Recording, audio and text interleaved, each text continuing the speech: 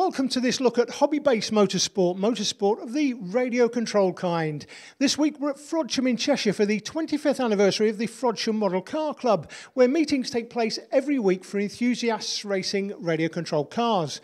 Now, you may have seen on Motors TV the recent World Championships, which is the top end of the sport, but this is where it all starts, your local model car club. And earlier, Jake Sanson caught up with some of the members, some of whom you may have already seen racing on Motors TV in other formulas. Well, one of the competitors is with me, Jonathan Wells. Now, Jonathan, you race here in the Frodsham Model Car Club, but some people on Motors might have seen you racing on the circuits as well. Yeah, in the Ford XR Challenge. It's the AM Motorsport one this year, car number 23. Okay, so how exactly does this form of motor racing compare with the big leagues? Is it just as technical?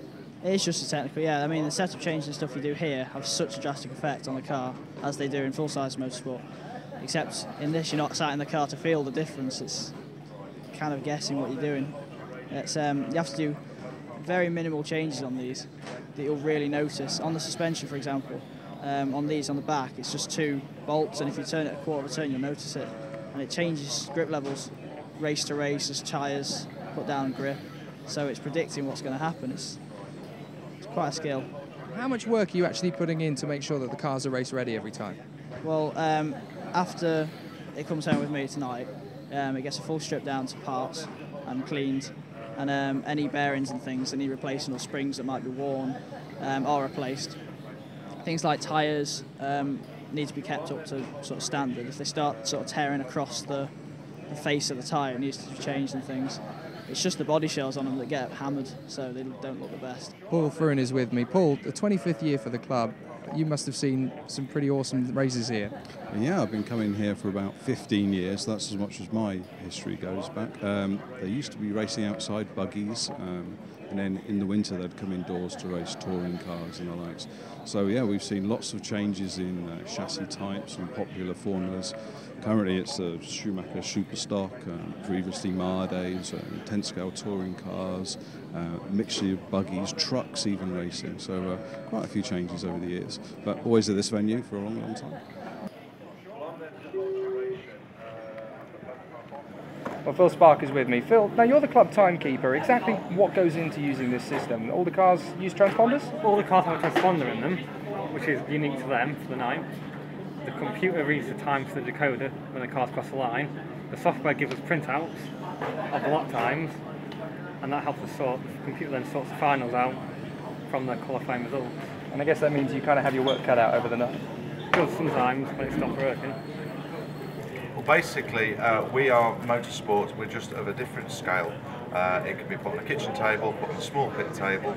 The complexities of basically a racing car is the same, just the size.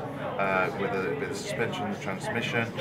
We have people as young as our youngest member is 3, right through to 93, actively racing in clubs around the UK.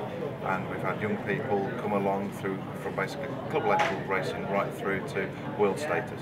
And the technology in these cars is so baffling. I mean, how much work do these guys really put into these cars? On average, I mean, you can take a car, go racing, and then you'll strip it right down. You can spend anywhere from like 2 hours to maybe 35 hours a week if you really wanted to. But on average, I would say, if average racer racing once a week at club and at weekends, I would say 6 to 8 hours might be spent in preparation, making sure their machine is absolutely in winning condition.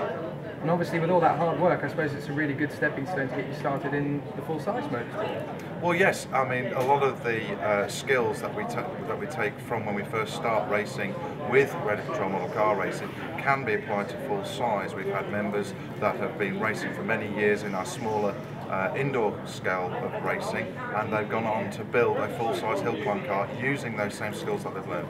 And there are a few famous names who have passed through the BRCA in the past as well, aren't there? Yes, we're quite fortunate that we've had a few. Lewis Hamilton, not to do too much name dropping, used to race down south at a local club and progressed on to doing 1/8 Rallycross. And I believe he still, and his brother, still currently pay visits to the club. Apologies for a few audio issues there. Let's have a look at the C-final grid. The first race of the Frodsham Model Car Club 25th Anniversary Cup celebration. Kenny Wilson goes off pole, Paul Davies off 2, Nathan Meacock off 3, Adam Lawson 4, Andrew Dawson in the gold car goes off 5. All the cars colour-coded to make it easy for you to follow the action. Here's your race commentator, Jake Sanson. All 5 cars in position. They are all equal Schumacher Superstocks cars. It's all down to the drivers. Away we go, and already a great start from Kenny Wilson, who gets into the lead from the off. Second place, Paul Davies is already being challenged by Andrew Dawson in the gold, who makes a slight error there through the hairpin. Oh, he's really starting to get crossed up there as they make their way through the S's for the first time. But out in front, it is Wilson who leads the way in the pink machine. Paul Davies in the green is chasing him down, but these cars starting to look like they've got a little bit of understeer through some of these tighter hairpins. Bit of a moment there from Nathan Meacock and Adam Lawson coming together there as Andrew Dawson tries to close down the gap. But out in front, it is still Wilson, who's got a few seconds on Davies, separated by 2.5 seconds as they came through at the end of the second lap. Lawson and Dawson very close together for third position, and closing them down is Meacock as Dawson makes the move for third position. Contact, and through goes Nathan Meacock into third position. They're still getting crossed up, and they are lapped by the leaders, Wilson and Davies already. So Wilson out in front, taking things nice and steady at the front of the field. 4 laps gone and setting a fairly consistent pace, around 14.5 seconds or so for a good lap. He's just done the fastest lap so far, 14.7. I think there's a bit more time to find in these machines yet. So Wilson now with the length of the straight on Paul Davies in second position. The rest of the field at least a lap away as Meacock completes his 4th lap in third position ahead of Adam Lawson and Andrew Dawson. So this race comes down to who the best driver is. All the cars absolutely identical, Schumacher Superstocks. And it's very interesting to see the dynamic of this race already. Wilson starting to pull away a bit from Davies, who's struggling to stay a lap ahead of Nathan Meacock, who's starting to get a bit more in touch with this car. Still a lot of understeer through the tighter hairpins, and head on there for Adam Lawson in the yellow as he makes his way through the final hairpin.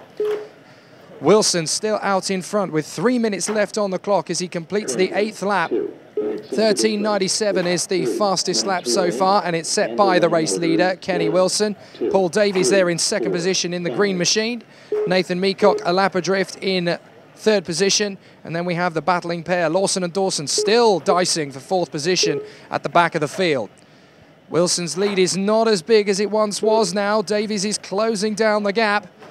Just to let you know, this really is the toughest form of model racing it can be. All the cars are absolutely stock spec identical, and it's now down to who can handle them the best.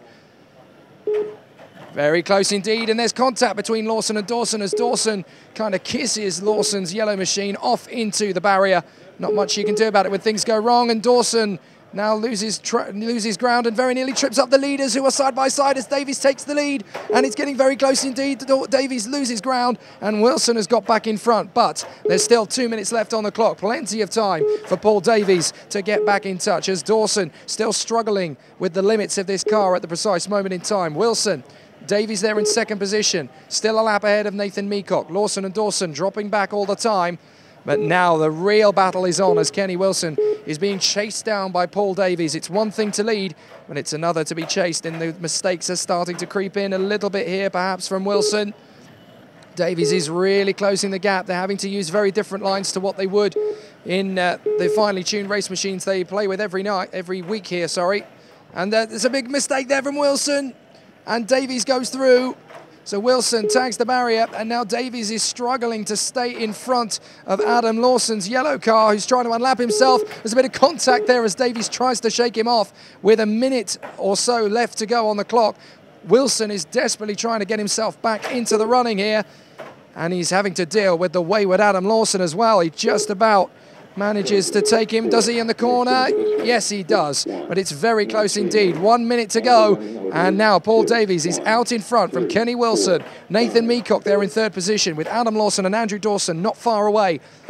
But there's at least 3 laps left of this race, I'd say, as Davies closes in.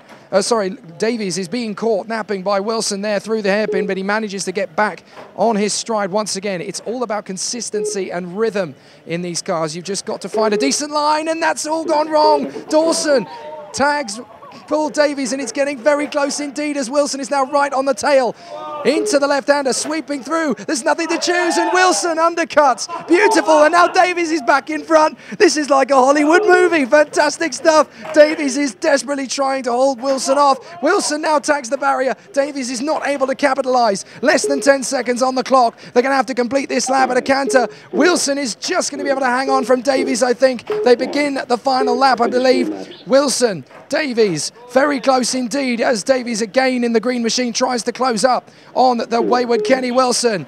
Desperately trying to move his way through, but an amazing battle, and it's Kenny Wilson who takes it by 0.6 of a second. We knew it was going to be close, but that was biblical. Absolutely amazing. Kenny Wilson takes it from Paul Davies, Nathan Meacock, Adam Lawson and Andrew Dawson. What an amazing first race, and a great, great victory for Kenny Wilson. A cracking opening to the evening then. Kenny Wilson takes the win, 13.970 his fastest lap time. Davies had the fastest lap at 13.780 but couldn't get it done in the end. Nathan Meacock in third, the slowest lap time, 15.1, but more consistent than the others, followed in by Adam Lawson and Andrew Dawson. It was good. I thought I was going to lose it there on the last bit, but yeah, no, it went well. And was it really hard to keep it under control? Yeah, it was, yeah. Because it wasn't what we're used to. But yeah, no, it was really, really, really good. That's all for part one. Join us in part two for the A and B finals. See you then.